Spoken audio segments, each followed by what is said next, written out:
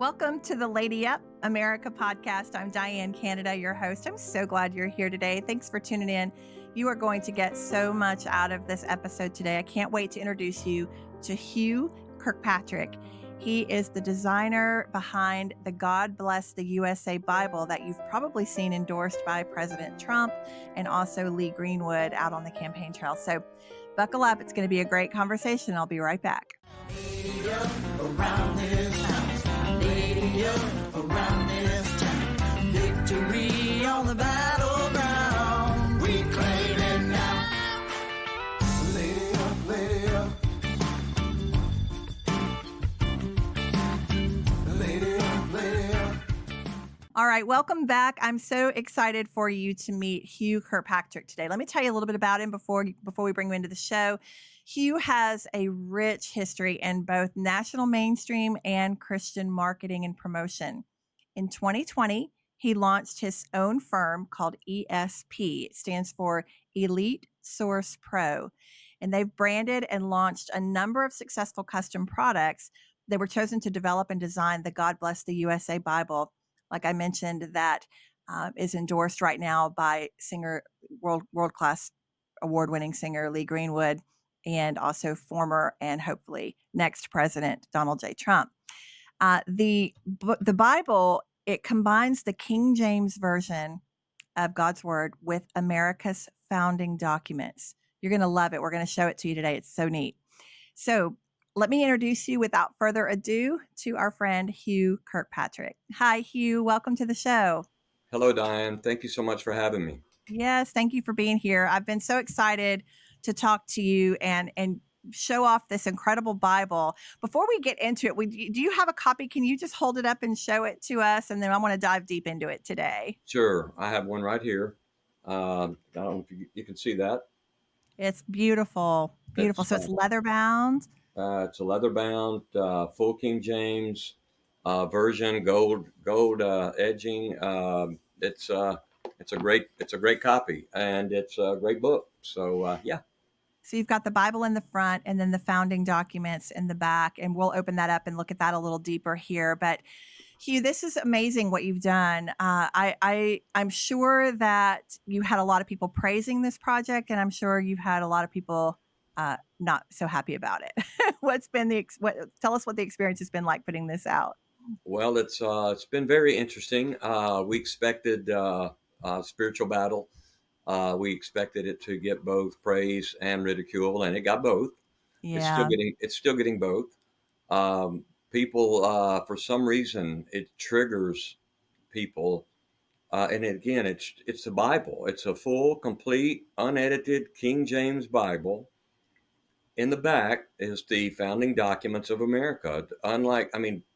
There's hundreds of different types of Bibles. There's Bibles with maps in the back. There's Bibles with concordance in the back. There's Bibles with study notes. There's a hunting Bible. There's a fishing Bible. There's all kinds of Bibles.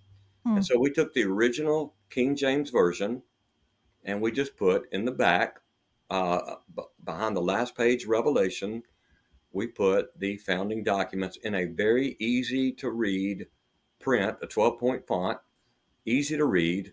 And actually understand what you're reading, unlike the old English script that most of us are familiar with. Yeah. The triggering that's happening, it's so fascinating to me. I know a lot of us are watching our country. A lot of people feel like the country's in decline. They see this, I'll just say it, full-blown Marxist running for president right now against Donald Trump. And whether people like Trump or don't like Trump, I think we are at a crossroads in our country right now where we are either going to go full Marxist or we're going to have a return to our those founding principles. And a lot of people, especially our young people, don't believe in America anymore. They don't believe in those founding documents anymore. What do you think it is that's triggering people like this? What do you think is behind this animosity that you're seeing toward the Bible? Well, a couple of things.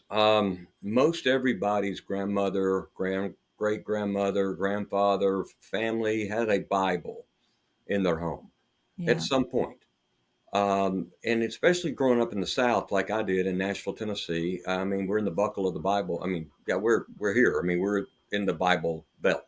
Yes. And I think a lot of people, and I just found this out, a lot of people in places like other, the West Coast, the Northeast, they didn't grow up like this, Mm, but they did have their grandparents did, their great grandparents did, and they had a Bible. So I think a lot of the youth sadly sees it as an old time history book that is mhm. dusty and hidden in a shelf. And sadly, a lot of American homes have Bibles. They just don't know where they are. Yeah. There might be under a stack of books or in a drawer but so I think, especially with the rise of social media, Mhm. everything, every platform of social media is either limiting conservative values and biblical principles, or they're mocking them and ridiculing them, and then peer pressure kicks in at school. And so a lot of I think that's what's happening, is that Yeah. we're seeing an attack on a level that we've never seen. And I think it all started in probably the early to mid 60s, and just has continued to slide. Yeah. There's a few things I want to revisit that you just said. One is that the Bible was something that a lot of people now see as antiquated, something their grandparents had behind, in a drawer or an old dusty shelf. I think this is what a lot of the progressives, their very purposeful intention to do was to make it seem like we've kind of outgrown, like we're evolving as a country. We're trying to become a more perfect union. So we're kind of outgrowing a lot of these values that we were founded on, or they just completely poke holes in them and try to diminish them. Certainly deny them. The one of the things I share in Lady Up a lot is that if we look at shows like HGTV, for instance, and we're looking at someone who's remodeling a home, one of the first things that they identify in that home are the load bearing walls, because they know if one of those comes down, the whole roof will cave in. Well, we have load bearing walls in our republic. And so if we look at the Bible and our founding values as something antiquated rather than our load bearing walls, I think that's where we're getting in trouble. We're not trying to return to something old. We're trying to reinforce those load bearing walls that have held up our republic. And I think you're so right that and there was a very intentional agenda starting in the 50s, 60s. I think they started perfecting it in the 90s and around the 2000s, that Marxist agenda that has been very calculated. We have schools that are indoctrination camps now and turning against American values and turning against your parents. And so it seems to me, Hugh, that this is a very intentional agenda. Well, it absolutely is. It's saying that you don't need the values of your mother or grandmother or great grandparents. You don't need those values. You need Yeah. the government. You need the government's You values. need the government. Right. You need to be dependent. You need to, uh, basically be controlled. And that's just been happening for so long. I mean, you look at my parents bought a home in 1963 for $11,000. Mm. Okay, when you could say, well, but they were making $3 an hour. Okay, we'll go with that. But as everything has moved and moved and moved. Now that same home is still standing, is 350,000. Yeah. It went from 11,000 to 350,000. Hmm. So kids today, I think, are in some way sadly giving up hope of ever affording and being able to have that American dream. Yeah. That's now gone, and they need to be dependent on a welfare state, that they Yes. need to be dependent on um, being a social media influencer slash celebrity. Hmm. And sadly, that is permeate every aspect of their life. And so they don't know what to do. I think they're afraid. I think they're nervous. I think they're intimidated. And I think they're scared Yeah. of what's coming. And I think they have right to be. Unless we, as a culture, really start praying and really praying and really start understanding that Jesus loves you, everybody. This Hmm. was never a set of rules to make you. And I'm in conversations a lot with a lot of different religions, people that are totally not religious. Hmm. And I ask them questions like, okay, it's a love story. The Bible to me is a love story. Mhm. And what is it you don't like? What is it you don't find of value?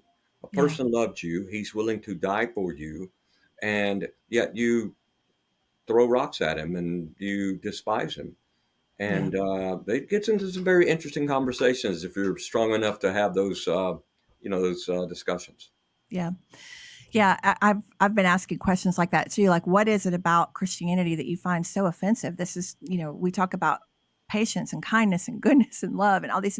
At the end of the day, what it comes down to is they don't want to be told what to do. That's right. They don't. So we have a culture that's pushing a lot of these ideals that could not be further from God's values, and then spinning it in a compassionate web, right? And then making it seem like we're the ones that are not compassionate because we don't agree. And I think we're in a culture too where it's not enough to allow other people to be who they want to be, or all that, but now they demand agreement.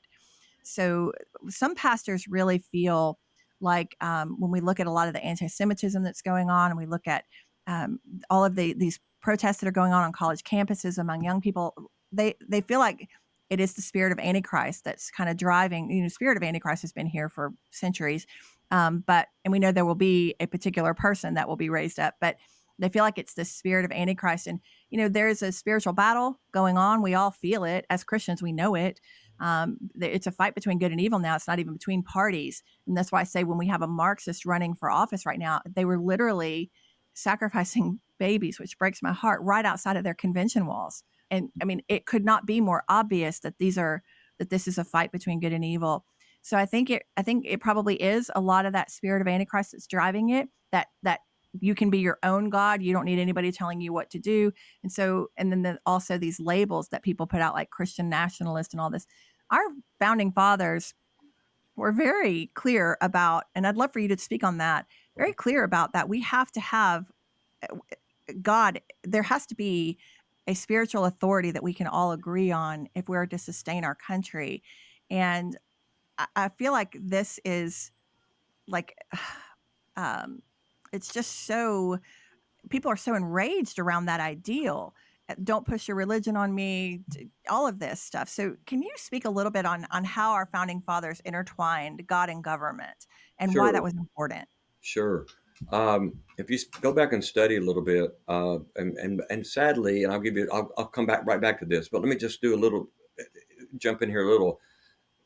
We've studied Pew Research, Barna Research, and these are companies that look at to see what's going on with the culture, what's happening with churches, what's happening with people.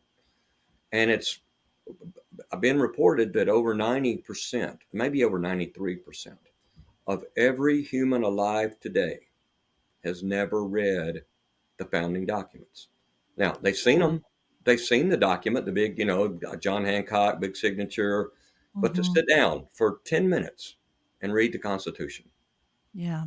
sit down for 10 minutes and read, the next day, read the Declaration of Independence. Now, Declaration of Independence, what was happening? Well, in the founders had seen England under rule of a king, and most of the other countries were under rule of dictators or mullahs or whatever you want to call them, imams.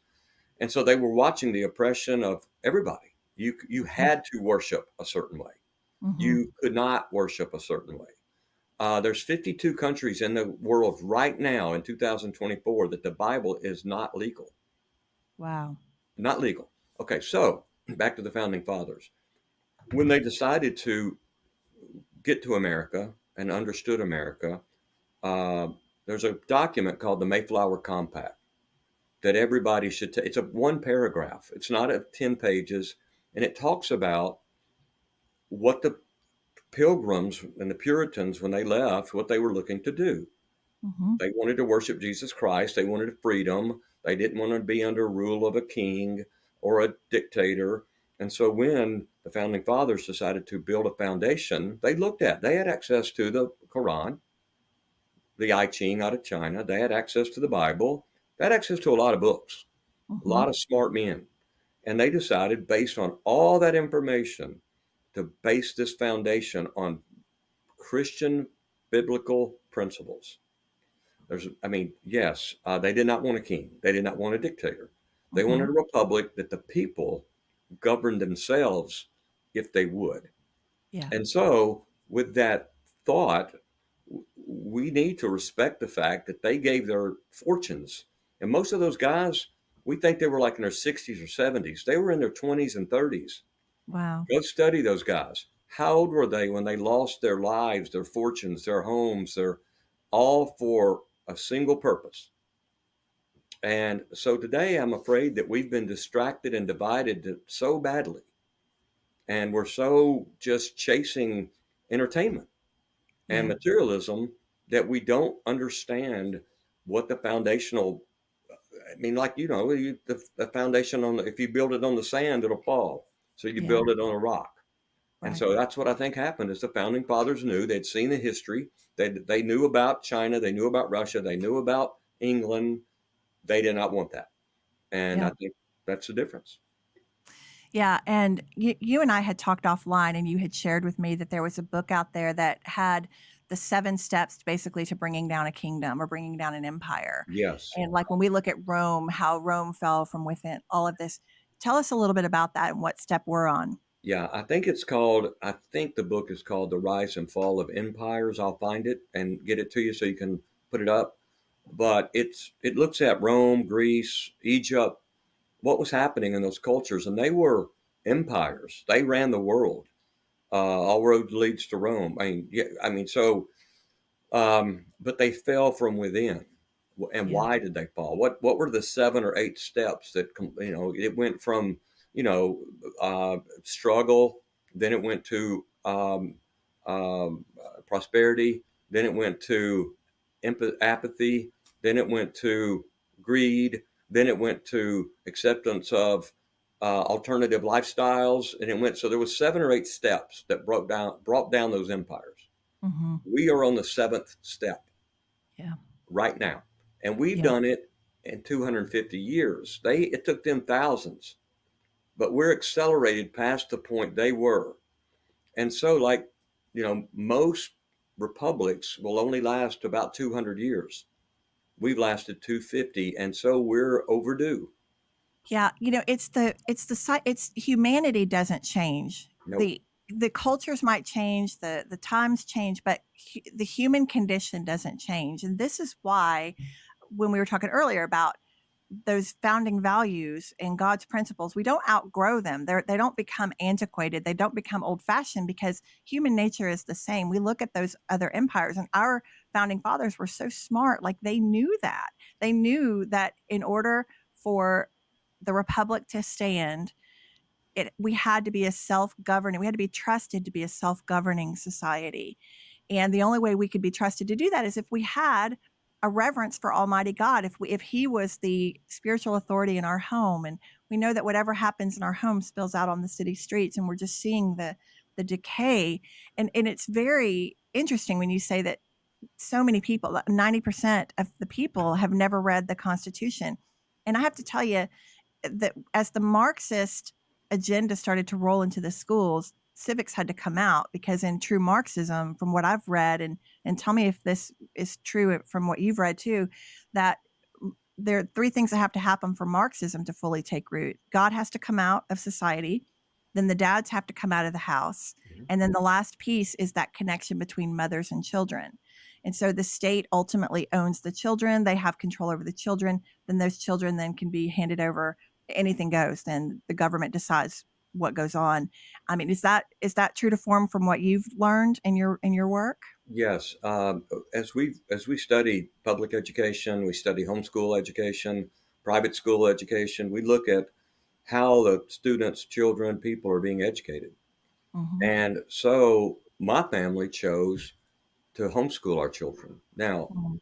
when you, as your listener or viewer may know, or may think, we're homeschooling is not Little House on the Prairie. It's not a woman with her hair up in a bun and an old timey dress. That's not it. Yeah. Uh, my wife has been doing homeschooling now for 20 plus years. Um, one short example, my sister-in-law is a full-time nurse, and she's still a full-time nurse. My brother is a contractor, still a contractor. But their daughter, my niece, went 11 years to public school. and the bullying, the peer pressure, the vocabulary, everything was causing her grades to plummet. Mm. So they asked us about homeschooling.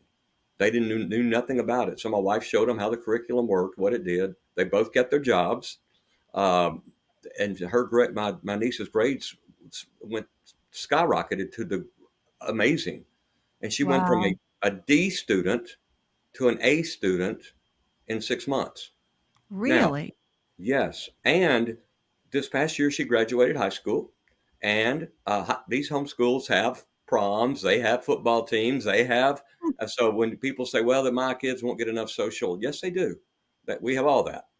Mm. But she now has been accepted into a top college for nursing that is very hard to get into. You must have the right grades, and Wow. it worked. So it's what the parents are willing to sacrifice. Now, Yeah. they didn't give up their jobs. They did have to Yeah. sacrifice a little bit of time at night to, and it's a great, anyway, it was good for us. And I Mhm. just think again, back to, if you study Karl Marx and Marxism, and if nobody ever has, look at it. There's books on it. But he wanted the state and to run the family, Yeah. and that and just they see you all as taxpayers, and that you're a rat in a cage, and once it's over they don't need you anymore. And so anyway, that's what I think all that is around.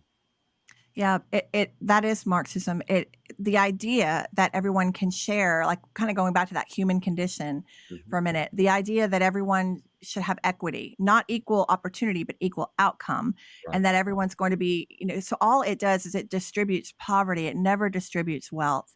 And this idea, I think a lot of young people think that, they've got all of these beautiful things in their lives. They've got all of this materialism, like you were talking about. They're so into the Kardashians. And all, they think that just everybody should have all that. Everybody should have, but what they don't understand is that economically that can't be sustainable. So if you have a lot, like if you have to take it from someone else to give it to someone, eventually everyone ends up in the mediocrity, and then everyone ends up in poverty. It's a downward trajectory, not an upward one. And when Well, you have people who won't, you've got some people who are more than happy to get out and work. They've got that work ethic, and then they've got other people who don't want, who are lazy, who don't want to. Eventually that erupts, as well. So people that are motivated become unmotivated, because why should they go out and work when it's just going to be given to these people who won't? And so the human condition doesn't change. We look back in biblical times and all that. People were the same then that they are now. The nature of a human being doesn't change. And this is why these values and all this don't go out of style. And I love the story of your niece who was homeschooled, that the idea that it's not something, I mean, it is possible for parents to do it. With this Bible that you've designed and promoted, that you're promoting this wonderful Bible. I love the fact that it sits side by side with those founding documents in the back. And so people can kind of understand how God and government are not two separate conversations. They are one conversation. This can be a tool in the homeschooling scenario too, right? These moms or dads who want to homeschool can use that as a tool, I'm sure, in the absolutely. curriculum. What's happening, Diana, please forgive my interruption. We've actually had, and I'm not allowed to say at this moment, but we've had state governments contact us about using this in their public school system. Oh, that's wonderful. And there's states right now, I want to say, I can't say which states have contacted us, but I will say that Texas, Arizona, Kentucky, Oklahoma have all put the Bible and the study of Bible back in their schools. Oh, praise And God. so they're choosing now what Bible will be used. Um, and so the plan is, and we hope that, we can get this back, and this will be the Bible they choose, we hope. But that way you don't have to have a Constitution in one pocket, a Bill of Rights in another pocket, a Constitution, and then a Bible. We put it all together Yeah. so that they can keep up with it in one place, one backpack. It's That's thin wonderful. line. It fits in a backpack. It's easy to read. It is not in any kind of old English script. So it's because they're really not teaching handwriting anymore in schools. Yeah. Yeah. And that It's got to people be don't, legible. yeah. So this is very easy read. Can you show us the back of the book? The back of the Bible? Can you show us what those documents look like in the back? Sure. Again, here's the front, and let me just open it. And behind the last page of Revelation, which we changed nothing. This is a complete Bible. It's not a Donald Trump Bible. It's not a Lee Greenwood Bible. It's a Bible. But in the back, we put the chorus to the words of God Bless the USA, the song. Oh, that's wonderful. So And that's this is the 40th anniversary of the song, right? yes, This year? yes. Yeah. And Lee Greenwood hand wrote these. This is his handwriting. Okay, then Beautiful. we went over to the next page, and that is the Declaration of Independence in a easy to Yeah. read. You don't have to know cursive handwriting to read this. Then behind that is we go over to the Constitution, Wow. and then we've got. Um, Forgive me, take me just a second. I'm looking at it upside down. You're But fine. it's the Bill of Rights, and that's really, to me, the Bill of Rights is so critical because excuse me, if someone doesn't know their rights, Yeah, they can easily be taken because you don't even know what they were. that's So right. what are your rights as a American citizen? And if you Yeah, don't know, okay, you never even knew you lost them. that's right. So That's right. that's what this is for, is to help your family. I mean, your grandkids, your great grandkids from now in the future. This will be an heirloom that they will Yeah. be able to read in the future. Because I tell you what, you'll laugh at this. There is a rumor floating around the uh, the circles we're in that there's going to be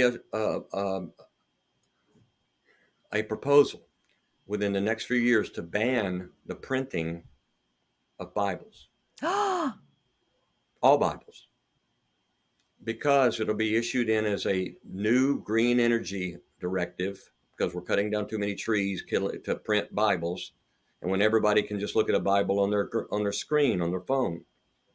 Well, if that happens, those anything on your phone can be edited, That's right. Oh my goodness. and so there is talk of there coming a time soon when it will be proposed that just stop printing Bibles altogether My because goodness. grandma has one, great grandma has one. They're here, but so that's why we went to press quick, was to get these out. Wow. Wow. I mean, again, everything we're talking about, it's the enemy that it is so obvious to me, Hugh. It's like if you look at everything in context, everything that's going on, the attack on the Jews is always first, then they're coming for the Christians next. Yep. And we have to drive this evil back. Gosh, that just stuns me to think that they're considering banning. I mean, it doesn't surprise me, but it's just stunning to think that they're now considering banning Bibles.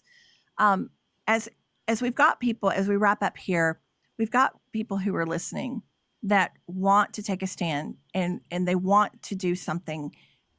That's what they come here for. We talk about solutions here. So obviously the homeschooling that you just talked about, that's something they can do. Sharing this Bible with the youth, sharing this with people who showing the correlation between the founding documents and the Bible. What are some ways people can engage in conversation with someone that maybe they're not sure if they're a Christian or they don't know that or they obviously hold an opposing view? Do you have any advice for those people on what they can do to open up the discussion? Well, I do. And I have advice for not only your listener, but also for the churches, for the pastors, for the people that go to church every Sunday and then live their life the other way, Monday through Saturday. Mm-hmm. Sunday school. Everybody's heard of Sunday school, I would think. Mm-hmm. Sunday school for children was to teach them about cartoons and a snake talking to Eve and eating an apple off a tree and two animals going on the ark. But Sunday school for adults was to be about how to share the good news. Mm-hmm. That's what Sunday school is for. School. Mm-hmm. We don't do that in our churches. We have micro sermons in our Sunday school classes, and we drink coffee and we talk to each other about what happened this past week. But what I think people could do, if they would do, like I built my business card. This is it. Okay. Love And it. all it says is one nation under God. It's got a cross, a flag, an eagle. But when I ask people to say, and I hand it to them, and I'll just say, what does that look like? Well, they said, well, you're a Trump fan. And I said, that doesn't say Trump anywhere. That just says one nation under God. Yeah. Well, that's all Trump stuff. I said, well, is it okay? Is it not American stuff? And so when I put this on a shirt, I have shirts with this that I'll can Wow. anyway. That when I walk into a place with that on a shirt, it Mm-hmm. gets a lot of different responses. You'll I'm see sure it people, does. you'll see people back away. You'll see people will come toward me. I've had people come toward me in anger. I've had Mm. people want to discuss. Thank you so much for wearing that. And I'll ask them, what do you know about Jesus? I mean, that's all the open question. And if they say nothing, I say, well, would you like to know something? And if they say no, I'm like, okay, all right. If they say yes, I'm like, great. A lot of times they'll tell me, yeah, I know all about him. I say, great, let's discuss it. And we Yeah. have a discussion. But It's a people need to, conversation starter. Yeah. yes, I've used shirts to do that. I've used just smiling and talking. And, when I talk to people in public, whether it be a restaurant, but I'll go into a bar and sit down and just get a glass of tea and say, hey, how was your day today? Mm. Great. Awesome. It's a beautiful outside. And then we start into that engagement of, man, I thank God so much for this beautiful day and this weather. And, and then it goes into that. And what do you think about it? Do you believe in God? Well, yeah, maybe kind of. And where'd you grow up? I grew up in, okay, so maybe they never heard the good news. Yeah. And maybe the news they heard wasn't so good because sometimes, sadly, Sunday Christians tend to be a little judgmental, and that's Yeah. okay. I guess that's but we need to be we need to go we need to be the good news. We Yeah. need to The be light. that. I Mm-hmm. mean, I can't put a God bless USA on my window of my car and then get mad and flip somebody off going down the road because they cut in Right. front of me. I have That's to right. live We it. can't be. I have to live it, That's right. not Yeah. just talk about it. So Yes, you have to live it. The fastest way for us to lose our influence on this culture right now is to be a hypocrite, absolutely, or to be offended all the time. And we talk yes, about that a lot in my first step in my book around housekeeping is what I call it. We've got to clean up our own house and walk out that fruit of the spirit. We can't do it by ourselves. We got to have the help of the Holy Spirit to do it. But I think it's us growing closer to the Lord, us really being in genuine relationship with God, and yes. that's how we can then go and reach people. Yeah, and Um, then one thing I would say, Diane, please, lastly, forgive my interruption. I would say sure. just go vote, go Yes. vote, go vote. And I don't Yes. care. It may be your favorite TV show may be on. It may be bad weather. It may be go vote. Yeah. Go early and vote. That way it's done. You don't have to stand in line for 2 hours. This is going Yes. to be a very, very, very busy major election. Yeah. Please go vote. If you Yes. care anything about anything, please go vote. Uh, 100%. and yes, just please go vote. 100% agree. I reiterate that from the rooftops. This election, we know every election is important, and elections are not going to fix every problem in America. And maybe a lot of people have to hold their nose and vote for Trump if they don't like him. We talked, God uses imperfect people, Yes, and God's hand is on Trump. All we have to do is look at that assassination attempt. Trump is not perfect. This is not the Trump Bible. yes, We're not worshiping Trump, not by any stretch of the imagination. We worship Almighty God, and Trump, warts and all, believes in God, and he is endorsing this Bible right alongside of Lee Greenwood. And Lee Greenwood he's in the fabric of our culture with God Bless the USA, that song. This is our American values that are on the ballot this election. We are either going to vote America or we are going to vote Karl Marx, because that's the option. If that's right. we do not turn out and vote and a Kamala and her team get in that office, we can kiss freedom goodbye. It is that serious. I'm not fear mongering. I am Okay. not overstating. Like, that's where we're at. You said it earlier, Hugh, that we're at step number 7 on how empires crumble, that last step. And our founding fathers warned us of this day. Government was meant to be limited. That's correct. They have a bloated, overblown government that they want to literally infiltrate every area of our lives. They're already taking our children away in certain states if you're not in agreement. Again, they don't just want to live and let live. They demand agreement. This is a very, very serious crossroads that we're at. And sitting home, not voting, not an option. Not That's an correct. option this year. If your viewer or listener would think about the following, when the Revolutionary War started, it was over a 2% tax on tea. 2%. Two. We're now over 48% Yeah. tax rate. Now, Wow. so basically, if your listener, if you're if you're a working person, you're working 4 months of the year for free. Yeah. Your first 4 months of every penny is going for government things. And so we went to battle, we went to war over a 2% tax.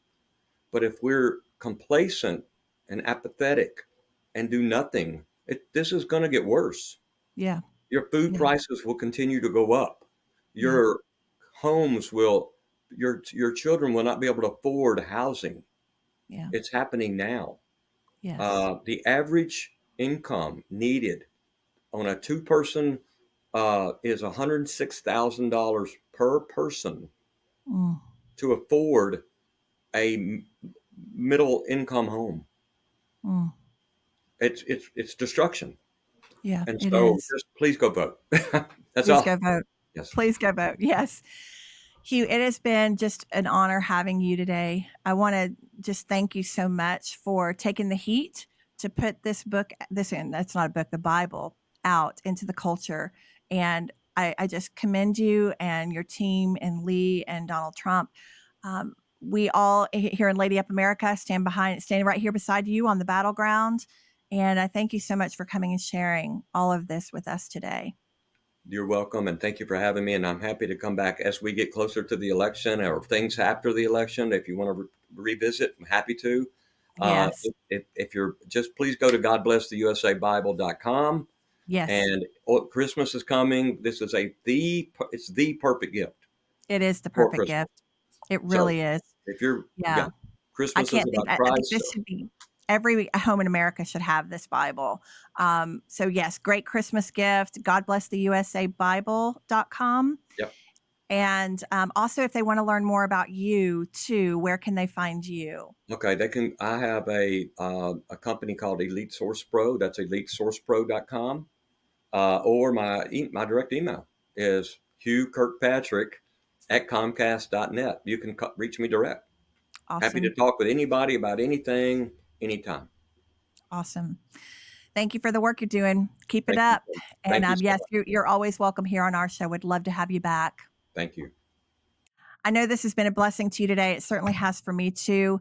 Please go and pick that Bible up. Pick up several copies of it. Give it to everybody that you know. We have to get the word of God into the hearts and the minds of the people in our culture if we hope to win it back. So this is a wonderful way to do it. Thanks so much for tuning in today. And remember, Lady Up. See you next time. Lady up around this town. Lady up around this town. Victory on the